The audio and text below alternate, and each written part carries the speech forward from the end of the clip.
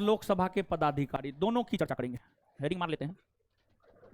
Pro tem speaker का हिंदी होता है अस्थायी अध्यक्ष। स्पीकर एंड वाइस स्पीकर, अध्यक्ष और उपाध्यक्ष की हेडिंग मार लेते हैं, छोड़िए अध्यक्ष और उपाध्यक्ष। सबसे पहले प्रोटेम स्पीकर है गुरुजी लोग, सबसे पहले प्रोटेम स्पीकर। प्रोटेम स्पीकर देखिए, प्रोटेम स्पीकर जब है किसको नींद एकदम पूरा खा पी करके आता है। अरे हमारा 4 रोटी अड़ता है तो 2 को खाइए। चलिए हाँ देखिए देखिए एकदम परी आई है। अजीब हाल है सबका। लड़कों को देखने के लिए खड़ा हो जाता, लड़की में तो समझ में आता अपोजिट लिंग है तो देखता, लड़कों को देखने के लिए उठ जाता। चलिए प्रोटेम स्पीकर देखिए, यह पद प्रोटेम स्पीकर का पद जो है हमेशा चर्चा में तब आता है जब नए लोकसभा के चुनाव होते हैं। जब लोकसभा के चुनाव होते हैं ना, जब लोकसभा के चुनाव होते हैं, लोकसभा के चुनाव के समय में ही, लोकसभा के चुनाव के समय में ही प्रोटेम स्पीकर का पद जो है चर्चा में होता है। आप अगर भारत के संविधान को पढ़ेंगे ना, तो भारत के संविधान में कहा गया है कि लोकसभा के चुनाव में जो सदस्य चुने जाते हैं वह बिना शपथ ग्रहण के लोकसभा की कार्यवाही में भाग नहीं लेगा। हमारे संविधान में यह प्रावधान है, संविधान का यह प्रावधान है, हमारे संविधान में यह प्रावधान है, भारत के संविधान में यह प्रावधान है कि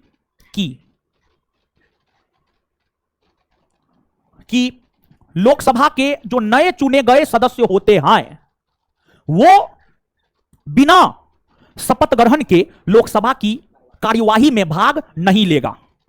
अगर लेता है तो उसे प्रतिदिन के हिसाब से 500 रुपया जुर्माना देना होगा। जितना दिन तक बिना शपथ ग्रहण का वो भाग लेगा उतना दिन गुना 500 करके जुर्माना देना होगा। ये बात है। तो इसीलिए लोकसभा के नवनिर्वाचित सदस्यों को शपथ दिलाने को लेकर ही प्रोटेम स्पीकर का पद लाया गया है और अस्थायी अध्यक्ष का पद लाया गया है। प्रोटेम स्पीकर का सबसे बड़ा काम होता है, या प्रोटेम स्पीकर का जो सबसे प्रमुख काम होता है, प्रोटेम स्पीकर का सबसे प्रमुख काम होता है लोकसभा के नवनिर्वाचित सदस्यों को शपथ दिलाना। लोकसभा के नवनिर्वाचित सदस्यों को शपथ दिलाना प्रोटेम स्पीकर का सबसे बड़ा काम होता है। देखिए अब होता क्या है, प्रोटेम स्पीकर कौन होते हैं? जब नई लोकसभा का चुनाव होता है, मान लिया जाए कि 2024 में 18वीं लोकसभा का चुनाव होना है, चुनाव होगा, 543 सीट के लिए चुनाव होगा, तो 543 के 543 सदस्य चुने जाएंगे। जो 543 सदस्य चुने जाएंगे, जो 543 सदस्य चुने जाएंगे, उन चुने गए 543 सदस्यों में देखा जाएगा कि सबसे वरिष्ठतम कौन है। और यहां वरिष्ठता में एज को नहीं देखा जाता है, बल्कि कौन अधिक बार लोकसभा के सदस्य बने हैं, कौन सबसे अधिक बार लोकसभा के सदस्य बनकर लोकसभा में आए हैं। कोई देखेंगे 2 बार बन के आया, कोई देखेंगे 3 बार, कोई देखेंगे 4 बार, कोई देखेंगे 5 बार, कोई देखेंगे 6 बार बन के आया है। तो देखा जाएगा सबसे अधिक बार बन के कौन आया है। इसके साथ साथ यह भी देखा जाता है कौन सत्ता के करीब है, कौन सत्ताधारी दल का है, यह भी चीज देखा जाता है। जो पार्टी सत्ता में आती है वो यह भी देखता है कि कौन हमारे पार्टी से संबंध रखता है। तो लोकसभा के 543 निर्वाचित सदस्य, लोकसभा के 543 निर्वाचित सदस्य, लोकसभा के 543 निर्वाचित सदस्य, 543 निर्वाचित सदस्य में से जो सबसे वरिष्ठ होता है, उस वरिष्ठ सदस्य को प्रोटेम स्पीकर के तौर पर भारत के राष्ट्रपति नियुक्त करते हैं। लोकसभा के नवनिर्वाचित 543 सदस्यों में से सबसे वरिष्ठतम सदस्य को भारत के राष्ट्रपति प्रोटेम स्पीकर के तौर पर नियुक्त करते हैं। उनकी अपॉइंटमेंट होती है, उनकी नियुक्ति होती है। नियुक्ति करते हैं कौन? तो नियुक्ति करते हैं भारत के राष्ट्रपति, भारत के राष्ट्रपति। और वह प्रोटेम स्पीकर लोकसभा के नवनिर्वाचित सदस्यों को शपथ दिलाता है, लोकसभा के नवनिर्वाचित सदस्यों को शपथ दिलाता है। जब लोकसभा के नवनिर्वाचित सदस्य शपथ ग्रहण कर लेते हैं तब वो लोकसभा की कार्यवाही में भाग लेना शुरू करते हैं। और जब लोकसभा के नवनिर्वाचित सदस्य लोकसभा की कार्यवाही में भाग लेना शुरू करते हैं तब लोकसभा के सदस्य अपने सदस्यों में से साधारण बहुमत के आधार पर एक अध्यक्ष और एक उपाध्यक्ष को चुनते हैं। एक अध्यक्ष और एक उपाध्यक्ष को चुनते हैं, एक अध्यक्ष और एक उपाध्यक्ष को चुनते हैं। लोकसभा का अध्यक्ष लोकसभा का मॉनिटर होता है, मॉनिटर होता है। लोकसभा के अध्यक्ष की अनुपस्थिति में उपाध्यक्ष मॉनिटर का काम करता है। तो लोकसभा के अध्यक्ष और उपाध्यक्ष लोकसभा का मॉनिटरिंग करता है, अभीक्षण करता है, लोकसभा को अपने नियंत्रण में रखता है, लोकसभा को लोकसभा के नियम कानून के तहत चलाने का काम लोकसभा का अध्यक्ष करता है। और ध्यान रखिए, जैसे ही लोकसभा के नवनिर्वाचित सदस्य सदन की कार्यवाही में भाग लेने लगते हैं, वे अपने सदस्यों में से एक अध्यक्ष को चुन लेते हैं, वैसे ही प्रोटेम स्पीकर का पद अपने आप समाप्त हो जाता है। प्रोटेम स्पीकर के पद को समाप्त करने के लिए कुछ करना नहीं होता है, बल्कि जैसे ही लोकसभा के अध्यक्ष चुन लिए जाते हैं, वैसे ही प्रोटेम स्पीकर के पद स्वतः समाप्त हो जाते हैं। और ध्यान से याद रखें, प्रोटेम स्पीकर का कोई कार्यकाल नहीं होता है। प्रोटेम स्पीकर कोई व्यक्ति एक दिन भी रह सकता है, कोई एक सप्ताह भी, कोई एक माह भी। तो प्रोटेम स्पीकर का कोई निश्चित कार्यकाल नहीं होता है। दूसरी बात, एक तो प्रोटेम स्पीकर का सबसे प्रमुख काम होता है लोकसभा के नवनिर्वाचित सदस्यों को शपथ दिलाना, लोकसभा के नवनिर्वाचित सदस्यों को शपथ दिलाना। दूसरी बात,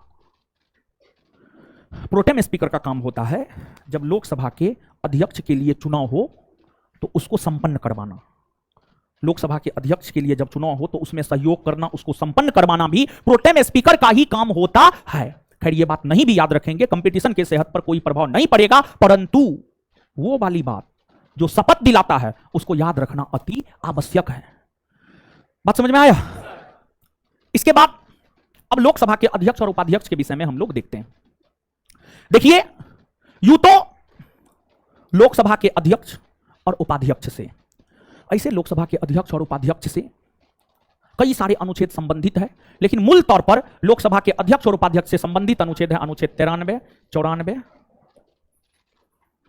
95, 96। अनुच्छेद 93, 94, 95 और 96। ये अनुच्छेद जो लोकसभा के अध्यक्ष उपाध्यक्ष से संबंधित है, इसकी चर्चा आगे हम आपके साथ कर रहे हैं। इसमें अनुच्छेद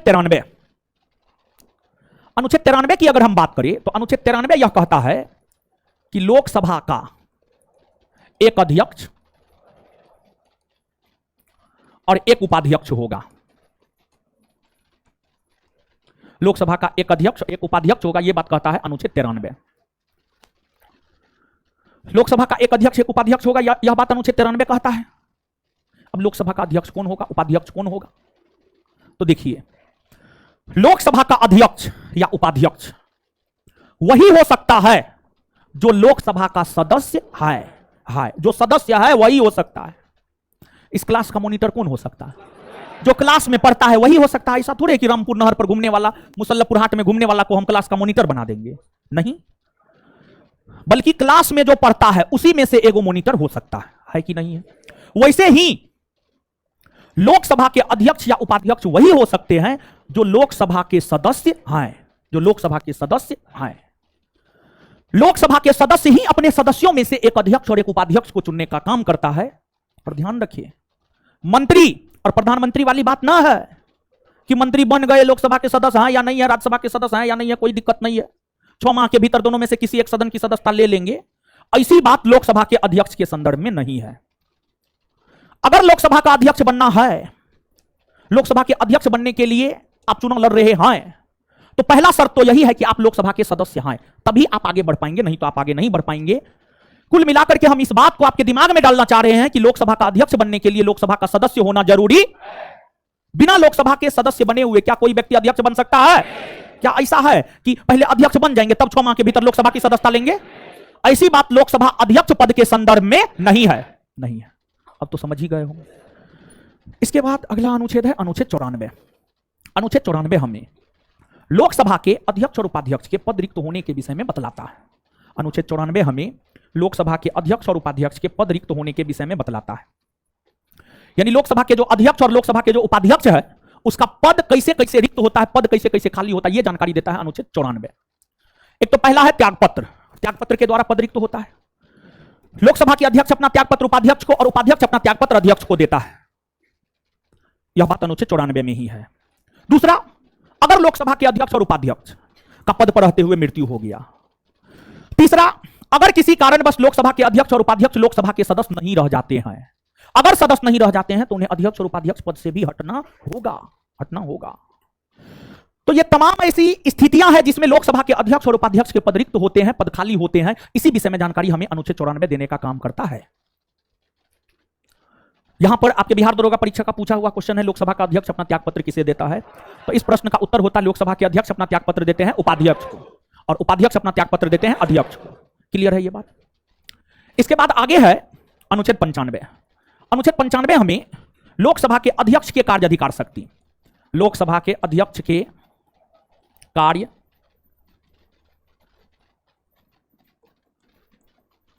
अधिकार और शक्ति, लोकसभा अध्यक्ष के कौन से कार्य हैं, उनके कौन कौन से अधिकार हैं, उनकी कौन कौन सी शक्तियां हैं, इसे आगे हम आपको अवगत करवाएंगे।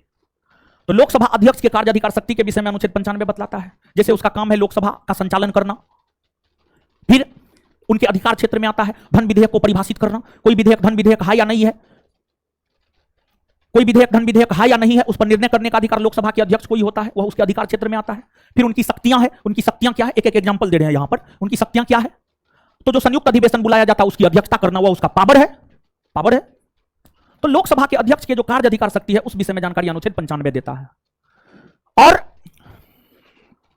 लोकसभा के अध्यक्ष के तौर पर कोई भी काम करे, लोकसभा के अध्यक्ष के तौर पर कोई भी काम करे, उसके कार्य अधिकार शक्ति के विषय में जानकारी अनुच्छेद 95 ही देता है। उपाध्यक्ष काम करेगा तो उसको भी अध्यक्ष के अनुरूप ही सब चीज प्राप्त होगा, या अन्य कोई भी व्यक्ति लोकसभा के अध्यक्ष के तौर पर काम करेगा वही शक्ति प्राप्त होगा जो एक लोकसभा अध्यक्ष को प्राप्त होता है। इसके बाद आगे है अनुच्छेद 96। अनुच्छेद 96 की अगर हम बात करें तो अनुच्छेद 96 यह कहता है कि अगर लोकसभा के अध्यक्ष और उपाध्यक्ष, अगर अध्यक्ष और उपाध्यक्ष को पद से हटाने का संकल्प विचाराधीन हो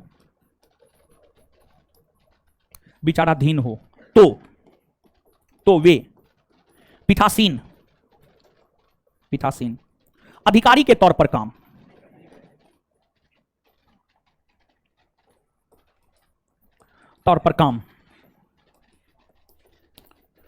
नहीं करेंगे, तो वे पीठासीन अधिकारी के तौर पर काम नहीं करेंगे। इसका क्या मतलब है? इसका मतलब यह है, एग्जाम्पल के तौर पर समझिए, वर्तमान में 17वीं लोकसभा अस्तित्व में है, 17वीं लोकसभा के अध्यक्ष है ओम बिरला, 17वीं लोकसभा के अध्यक्ष है ओम बिरला। अगर मान लिया जाए ओम बिरला को पद से हटाने का संकल्प लाया गया है, तो ओम बिरला को पद से हटाने का संकल्प लोकसभा में ही आएगा। लोकसभा के अध्यक्ष हैं, लोकसभा के सदस्य अपने में से लोकसभा के अध्यक्ष को चुने हैं, तो उनको पद से हटाने का संकल्प भी लोकसभा में ही लाया जाता है, तो अगर लोकसभा के अध्यक्ष को पद से हटाना है तो यह संकल्प या प्रस्ताव लोकसभा में ही लाया जाएगा, और यह लोकसभा के किसी सदस्य के द्वारा लाया जाएगा। अगर ओम बिरला को उसके पद से हटाने का संकल्प लोकसभा में लाया गया है तो ओम बिरला लोकसभा की अध्यक्षता नहीं करेंगे। अगर वो करेंगे तो निर्णय अपने विरोध में कभी थोड़े देंगे, हमेशा निर्णय अपने पक्ष में देंगे। तो अध्यक्ष और उपाध्यक्ष दोनों को लेकर यह बात है, अगर दोनों को पद से हटाने का संकल्प लाया गया है तो वह पीठासीन अधिकारी के तौर पर काम नहीं करेगा, यह बात है। इसके बाद देखिए, लोकसभा के अध्यक्ष और उपाध्यक्ष के अलावे और राज्यसभा के सभापति और उपसभापति के अलावे जो तीसरा महत्वपूर्ण अधिकारी होता है वह लोकसभा का महासचिव और राज्यसभा का महासचिव। लोकसभा में अध्यक्ष और उपाध्यक्ष के अलावे जो तीसरा महत्वपूर्ण अधिकारी होता है वह होता है लोकसभा का सचिव। राज्यसभा में सभापति और उपसभापति के बाद जो तीसरा महत्वपूर्ण अधिकारी होता है वह होता है राज्यसभा का महासचिव। तो लोकसभा के महासचिव, राज्यसभा के महासचिव के विषय में भी यहां पर आप थोड़ा सा जानिए, उसकी चर्चा है अनुच्छेद 98 में। लेकिन अनुच्छेद 98 से पहले अनुच्छेद 97 को भी लगे हाथ आप जान ही लीजिए। 97 को बीच में कहीं छोड़िएगा तो फिर छूट ही जाएगा, वो समझिए छूट जाएगा। तो अनुच्छेद 97 और 98 को यहां पर देखते हैं, समझ गए? देख रहे हैं ना, सुन रहे हैं ना जी, आप ही बोल रहे हैं। एकदम वो मूर्त है, अपने क्लास में 2-3 एकदम मूर्त है लड़की सब। वो तो नहीं आ रही, वो तो घर गई होगी। हाँ, इधर बैठती है ना, है वो नहीं आ रही, वो वहाँ घर गई होगी, छठ है। आप कहाँ रहते हैं? बीच में कहाँ चल जाते हैं? ऐसे ये रोड पे कभी कभी देखते हैं बकते रहते हैं जी। एकाग्रचित होकर पढ़िए, जीवन में सफल होना, नहीं तो ऐसे ये रोड पे घूमते रह जाइएगा इधर उधर, समझे क्या जी? इधर उधर नहीं करना है ज्यादा। चलिए, तो अनुच्छेद 97 और 98 को भी जान लीजिए, ठीक है? फिर आगे बढ़ेंगे। अनुच्छेद 97 आए तरीका। हाँ, ये तो बुढ़े ने काम करने लगा। बुढ़े काम कर रहा है, मक्खी बैठा है का? ऐसे तो काम कर रहा है। हाँ, आ गया। हाँ, आगे अनुच्छेद 97।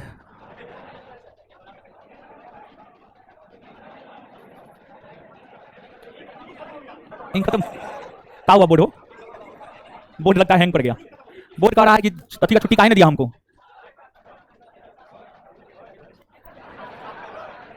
मिटाइएगा नहीं महाराज, काम करना बंद कर दिया। आए तोड़ी का इस एरिया में बोर्ड काम कर रहा है ना, अधकपारी समझते हैं, बोर्ड को अधकपारी हो गया समझे, आधा काम कर रहा है आधा नहीं कर रहा है, जाएगा ये मौसी गांव। चलिए अनुच्छेद 97, अनुच्छेद 97 देखिए, जो अनुच्छेद 97 है, अनुच्छेद 97 है, यह अनुच्छेद हमें लोकसभा के अध्यक्ष, लोकसभा के उपाध्यक्ष, राज्यसभा के सभापति और राज्यसभा के उपसभापति, इन सभी के वेतन भत्ता के विषय में जानकारी देता है। जो अनुच्छेद 97 है, अनुच्छेद 97 की अगर आप बात करेंगे तो यह अनुच्छेद हमें लोकसभा और राज्यसभा के, लोकसभा के अध्यक्ष और उपाध्यक्ष, राज्यसभा के सभापति और उपसभापति के वेतन भत्ता और पेंशन के विषय में जानकारी देता है। इसके बाद अगला अनुच्छेद है अनुच्छेद 98। अनुच्छेद 98 की अगर आप बात करेंगे तो यह हमें संसद के सचिवालय के विषय में बतलाता है। संसद के सचिवालय के विषय में अनुच्छेद 98 बतलाता है। तो अनुच्छेद 98 जो कि हमें संसद के सचिवालय के विषय में बतलाता है, इसको आप समझिएगा। देखिए संसद का दो सदन है, एक है लोकसभा और दूसरा है राज्यसभा। लोकसभा का अपना एक सचिवालय होता है और राज्यसभा का अपना एक सचिवालय होता है। राज्यसभा का अपना एक सचिवालय होता है, लोकसभा का अपना सचिवालय होता है और राज्यसभा का अपना सचिवालय होता है। लोकसभा का सचिवालय लोकसभा के दिन प्रतिदिन के काम को निपटाने का काम करता है और राज्यसभा का सचिवालय राज्यसभा के दिन प्रतिदिन के काम को निपटाने का काम करता है। सचिवालय का काम ही होता है दिन प्रतिदिन के काम को निपटाना। अगर भारत सरकार का सचिवालय है तो वह भारत सरकार के दिन प्रतिदिन के काम को निपटाएगा। अगर यूएनओ का सचिवालय है तो यूएनओ के दिन प्रतिदिन के काम को निपटाएगा। आप याद कीजिए, UNO United Nation Organisation, UNO का भी अपना एक सचिवालय होता है। यूएनओ का सचिवालय यूएनओ के दिन प्रतिदिन के काम को निपटाने का काम करता है। उसी प्रकार से लोकसभा का सचिवालय लोकसभा के दिन प्रतिदिन के काम को निपटाता है, राज्यसभा का सचिवालय राज्यसभा के दिन प्रतिदिन के काम को निपटाता है। जैसे बिहार सरकार का सचिवालय है, बिहार सरकार का सचिवालय बिहार सरकार के दिन प्रतिदिन के काम को निपटाने का काम करता है। बिहार सरकार का सचिवालय बिहार सरकार के दिन प्रतिदिन के काम को निपटाने का काम करता है। अर्थात कुल मिलाकर के हम आपके दिमाग में ये बात देना चाहते हैं कि सचिवालय का काम होता है दिन प्रतिदिन के काम को निपटाना। सचिवालय का काम होता है दिन प्रतिदिन के काम को निपटाना। देखिए लोकसभा के सचिवालय में और राज्यसभा के सचिवालय में, लोकसभा के सचिवालय का प्रमुख लोकसभा का महासचिव होता है। लोकसभा के सचिवालय का प्रमुख लोकसभा के महासचिव होते हैं और राज्यसभा के सचिवालय का प्रमुख राज्यसभा के महासचिव होते हैं। राज्यसभा के महासचिव होते हैं। जो लोकसभा के महासचिव होते हैं, लोकसभा के महासचिव की नियुक्ति लोकसभा का अध्यक्ष करता है। लोकसभा के महासचिव की नियुक्ति लोकसभा का अध्यक्ष करता है। लोकसभा का अध्यक्ष लोकसभा के महासचिव की नियुक्ति करता है। और लोकसभा के महासचिव के तौर पर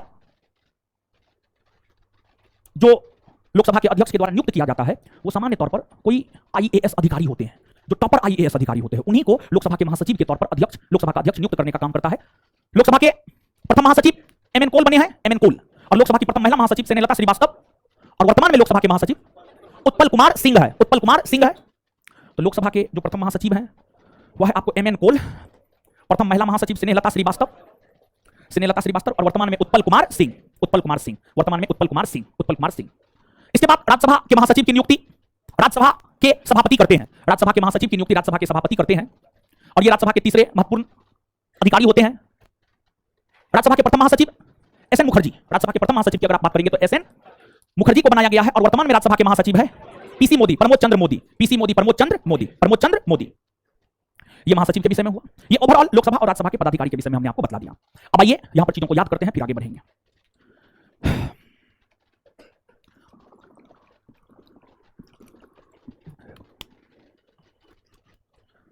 चलिए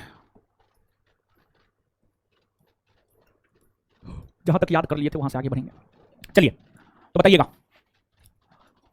लोकसभा के नवनिर्वाचित सदस्यों में से सबसे वरिष्ठतम सदस्य को प्रोटेम स्पीकर के तौर पर नियुक्त कौन करता है? भारत के राष्ट्रपति। लोकसभा के नवनिर्वाचित सदस्यों में से सबसे वरिष्ठतम सदस्य को प्रोटेम स्पीकर के तौर पर नियुक्त कौन करते हैं? राष्ट्रपति। प्रोटेम स्पीकर का सबसे प्रमुख काम क्या होता है? लोकसभा के नवनिर्वाचित सदस्यों को प्रोटेम स्पीकर का सबसे प्रमुख काम क्या होता है? लोकसभा के नवनिर्वाचित सदस्यों को शपथ दिलाना। और प्रोटेम स्पीकर का कार्यकाल कितने दिनों का होता है? कोई निश्चित कार्यकाल नहीं होता है। ठीक है, चलिए इसके बाद आगे बताइएगा कि कौन अनुच्छेद कहता है लोकसभा का एक अध्यक्ष और एक उपाध्यक्ष होगा? अनुच्छेद कौन अनुच्छेद कहता है लोकसभा का एक अध्यक्ष और उपाध्यक्ष होगा? अनुच्छेद 93। चलिए इसके बाद आगे बताइएगा, लोकसभा का अध्यक्ष और उपाध्यक्ष कोई भी बन सकता नहीं। कौन बन सकता? जो लोकसभा का सदस्य है, जो लोकसभा का सदस्य वही ना बन सकता।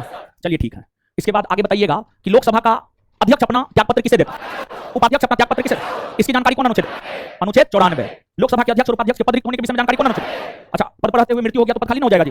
अगर मान लिया जाए किसी कारण बस लोकसभा का अध्यक्ष और उपाध्यक्ष लोकसभा का सदस्य नहीं रह पाया तो क्या वो लोकसभा का अध्यक्ष उपाध्यक्ष बना रहेगा? नहीं बना रहेगा। अध्यक्ष के कार्य अधिकार शक्ति के विषय में जानकारी कौन अनुच्छेद? अनुच्छेद अध्यक्ष के कार्य अधिकार शक्ति के विषय में जानकारी कौन अनुच्छेद? कौन अनुच्छेद यह कहता है कि अध्यक्ष और उपाध्यक्ष को पद से हटाने का संकल्प विचाराधीन हो तो वे पीठासीन अधिकारी के तौर पर काम नहीं करेगा? अनुच्छेद कौन अनुच्छेद यह कहता है लोकसभा के अध्यक्ष और उपाध्यक्ष को पद से हटाने संबंधी संकल्प विचाराधीन हो तो वह पीठासीन अधिकारी के तौर पर काम नहीं करेगा? अनुच्छेद 96 ना, चलिए इसके बाद आगे बताइए, लोकसभा के अध्यक्ष और उपाध्यक्ष, राज्यसभा के सभापति और उपसभापति के वेतन भत्ता के विषय में जानकारी कौन अनुच्छेद देता है? अनुच्छेद 97। आगे बताइएगा, संसद के सचिवालय के विषय में जानकारी कौन अनुच्छेद देता है? संसद के सचिवालय, लोकसभा का अपना अलग सचिवालय होता है जी, राज्यसभा का अपना अलग होता है।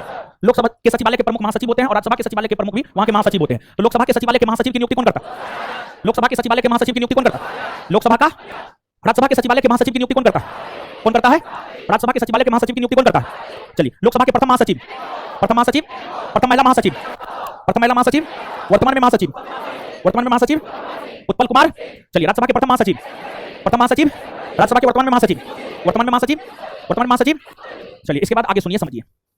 लोकसभा के प्रथम अध्यक्ष बने हैं गणेश वासुदेव मावलंकर, जीबी मावलंकर, और प्रथम उपाध्यक्ष बने श्री अनंत साइनम आयंगर, और वर्तमान में लोकसभा के अध्यक्ष ओम बिरला, ओम बिरला।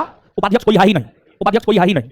और जो है आपको इसके अलावे आपको जो है आप ये सब बात याद रखिएगा। और लोकसभा के प्रथम अध्यक्ष कौन बने हैं, ये बात हमको लगता है आज तक कंपटीशन के इतिहास में कोई ऐसा परीक्षा नहीं होगा जो ना पूछा होगा, समझ गए? तो हर परीक्षा लगभग पूछा है, तो आप इसको याद रखिएगा। लोकसभा के प्रथम अध्यक्ष गणेश वासुदेव मावलंकर, लोकसभा के प्रथम अध्यक्ष गणेश वासुदेव मावलंकर, लोकसभा के प्रथम अध्यक्ष, प्रथम उपाध्यक्ष श्री अनंत साइनम आयंगर, प्रथम उपाध्यक्ष, प्रथम उपाध्यक्ष अनंत साइनम आयंगर। इसके बाद जो है आगे बताइएगा, आगे जो है वर्तमान में अध्यक्ष, वर्तमान में अध्यक्ष ओम बिरला। याद रखिएगा ये सब बात, ठीक है? इसके अलावा देखिएगा, अगर आप देश की बात करेंगे तो अपने देश भारत को टोटल 543 लोकसभा क्षेत्र में बांटा गया है। उसमें क्षेत्रफल के आधार पर जो सबसे बड़ा लोकसभा क्षेत्र है वह है लद्दाख। क्षेत्रफल के आधार पर सबसे बड़ा लोकसभा क्षेत्र है लेह लद्दाख, और सबसे छोटा है दिल्ली का चांदनी चौक, दिल्ली का चांदनी चौक क्षेत्रफल के आधार पर। जनसंख्या के आधार पर सबसे बड़ा है दिल्ली का बाहरी दिल्ली, दिल्ली में एक लोकसभा क्षेत्र बाहरी दिल्ली जनसंख्या के आधार पर सबसे बड़ा है। और जनसंख्या के आधार पर सबसे छोटा लोकसभा क्षेत्र है लक्षद्वीप, लक्षद्वीप, लक्षद्वीप। तो एक बार फिर से इस बात को सुनिएगा, क्षेत्रफल के आधार पर सबसे बड़ा लोकसभा क्षेत्र लद्दाख, सबसे छोटा चांदनी चौक, जनसंख्या के आधार पर सबसे बड़ा बाहरी दिल्ली और सबसे छोटा लक्षद्वीप। ये सब फैक्ट है, ये सब फैक्ट को आप याद रखिएगा। फैक्ट है, याद रखना, इसमें कुछ कंसेप्ट है नहीं, जहां कंसेप्ट है वहां तो कंसेप्ट बता ही रहे हैं, समझ गए? तो बताइएगा, इसको याद कर लेते हैं चारों फैक्ट को। क्षेत्रफल के आधार पर सबसे बड़ा लोकसभा क्षेत्र, क्षेत्रफल के आधार पर सबसे बड़ा लोकसभा क्षेत्र है, क्षेत्रफल के आधार पर सबसे बड़ा लोकसभा क्षेत्र, सबसे छोटा, सबसे छोटा, सबसे छोटा, जनसंख्या के आधार पर सबसे बड़ा, जनसंख्या के आधार पर सबसे छोटा, सबसे छोटा, सबसे छोटा। क्लियर? याद हो ना गया? चलिए अब सुनिए, हो अब देखिए बोर्ड भी रेस्ट मांग रहा है, समझे?